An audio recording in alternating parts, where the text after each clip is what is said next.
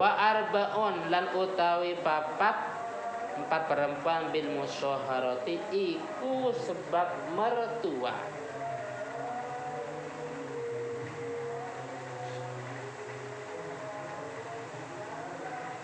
Mertua. Lah ini siapa yang depannya? Yang depan? Mbak Ayin. Mbak Ayin punya anak perempuan. Dinikah oleh Mas Farhan. Dan sekarang hubungan bukan Mas Farhan dengan anaknya, tapi Mas Farhan dengan Mbak Ayin. Hubungan menantu dengan mertua.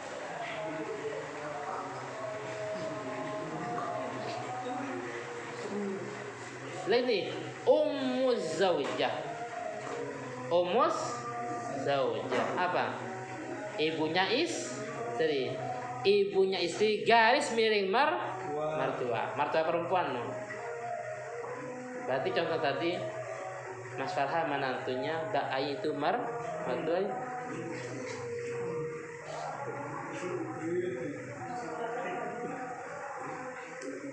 Sudah satu. Yang kedua, warabiba idza dakhala bikum.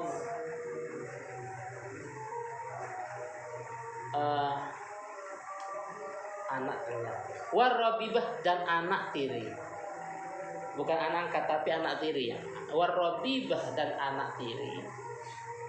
Idza dakhala nalekani dukhul sapa wong atau berhubungan sapa wong bil dengan ibunya.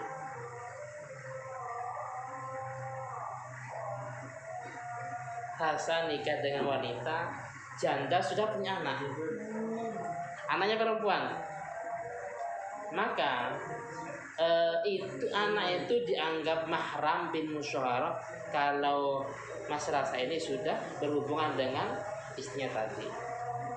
Loh, itu kan bukan angkat, ya bukan angkat. Tapi karena dia sudah berhubungan dengan ibunya, itu namanya juga termasuk kategori mahram. Namanya robibah. Jadi robibah itu adalah anak tiri ya. Anak tiri bukan anak angkat tapi anak tiri. Ini sudah dua. Terus wa zaujatul abi dan ibunya ayah. Berarti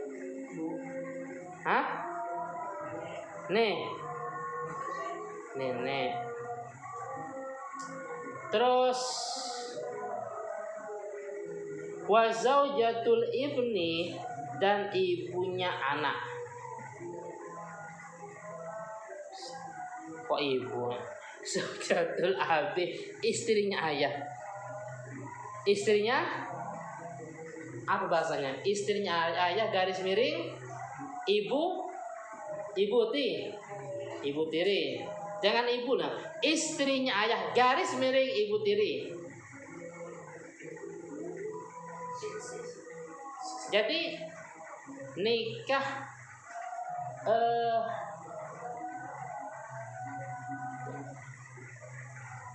dengan seorang terus ayahnya itu punya istri, ternyata dia mau nikah dengan istri ayahnya. Kayak gini, ayahnya itu kawin lagi 3 orang. Ayahnya Farhan, istrinya Nabila, anaknya Haikal. Farhan nikah dengan Siti Nabila. Lah ternyata Haikal ini tertarik pada ibu tirinya. Nggak boleh, paham ya? Ini sudah 3. Terus wa zaujatul ibni dan istrinya anak. Berarti menantu. Wa zaujatul ibni dan istrinya anak. Garis miring menantu perempuan. Berarti ini mertuanya yang laki-laki. Sebaliknya yang tadi.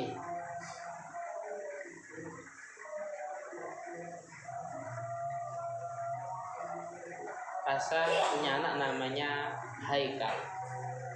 Haikal punya istri namanya Siti Nabila. Maka Mas Rasa tidak boleh nikah dengan Siti Nabila. Paham ya? Atau kategori menantu perempuan. Nggak boleh. Wis. Tadi di atas 7 ditambah 2 menjadi 7 tambah 2 menjadi 9. 9 tambah 4 menjadi 19. 13. Terus wa wahidatun min jihatil jam'i. Wa wahidatun utawi satu perempuan iku min jihatil jam'i itu dari sisi mengumpulkan. Jadi nggak bolehnya karena dikumpulkan. Wa ya utawi wahidat ukhtuz zaujah itu ipar. Saudaranya istri guys, mirip ipar. Ukhtuz zaujah itu saudaranya istri garis miring ipar.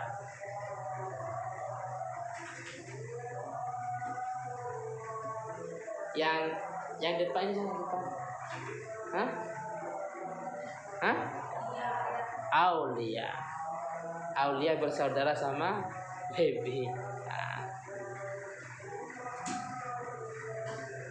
Yang laki-laki orang jauh, bukan di sini orang jauh yang laki-laki. Namanya Ahmad Muhammad. Ahmad Muhammad pertama kawin dengan baby. Setelah itu kawin dapat 1 bulan berikutnya kawin dengan adik iparnya Aulia. Maka ini nggak boleh. Nggak bolehnya karena memang faktornya dikumpulkan. Paham ya? Baik, contohnya seperti tadi. Jadi tanggal 1 umpamanya nikah dengan baby dengan mbaknya, di tanggal 25 nikah dengan Mbak Aulia. Atau di waktu yang sama. Paham ya, di waktu yang sama.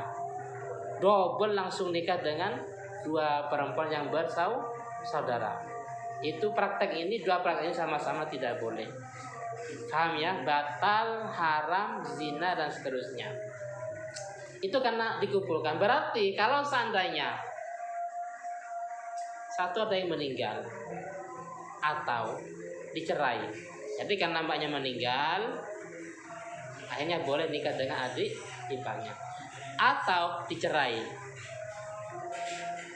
terus dia boleh nikah dengan iparnya. Dalam praktek ini saya menemukan takbir dulu di namanya kitabnya itu Syarhu Yaqutin Nafis. Dalam masalah ini laki-laki wajib iddah. Kalau tadi kan perempuan wajib iddah. Ya. Dalam masalah ini contohnya mbaknya istrinya sudah meninggal, terus mau nikah dengan adik iparnya, atau istrinya dicerai, mau menikah dengan adik iparnya, maka laki-laki itu harus melaksanakan iddah. Saya menemukan dalam satu kitab ini, judulnya Iddatur Rijal. Laki-laki harus melaksanakan iddah. Tadi kan contohnya kan iddah perempuan semua kan, karena dia ditinggal mati atau mungkin cerai. Ini enggak, laki-laki iddah kalau dia mau menikahi dengan iparnya, karena mungkin istrinya meninggal atau dicerai. Dia enggak boleh langsung kawin, tapi harus iddah terlebih dahulu. Paham ya? Yes. Ini ketidakbolehan karena memang faktor dikumpulkan. Artinya kalau salah satunya boleh-boleh saja. Dan termasuk ini wala yujma'u bainal mar'ati wa amatiha. Nah, kalau tadi antara istri dengan iparnya, sekarang antara istri dengan bibinya. Wala yujma'u dan tidak boleh dikumpulkan bainal mar'ati opo ing dalam antarane istrinya wa amatiha lan bibinya.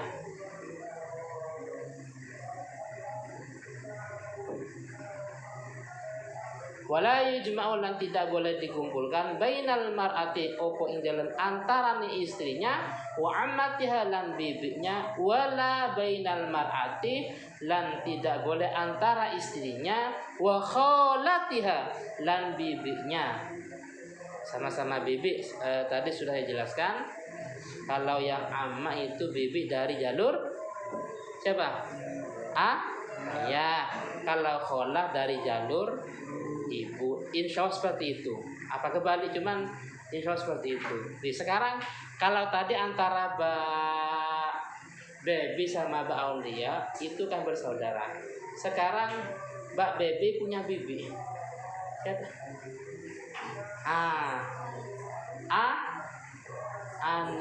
Anissa,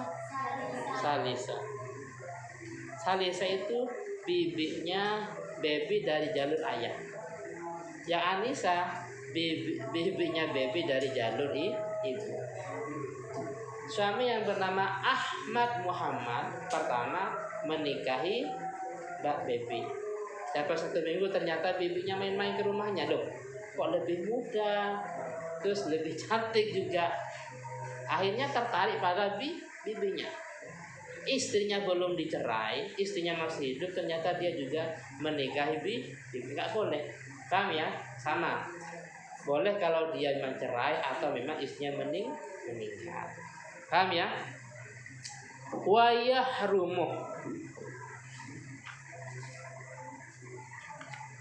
Tadi ada satu masalah yang belum singgung, nggak ada. Mertua itu beda dengan yang lain. Mahram mertua itu namanya mahram mu'abbad. Apa artinya mu'abbad? Mu'abbad selamanya. Kalau contoh tadi Mas Rasa nikah dengan Mas Farhan, ibunya Siti Nabilah.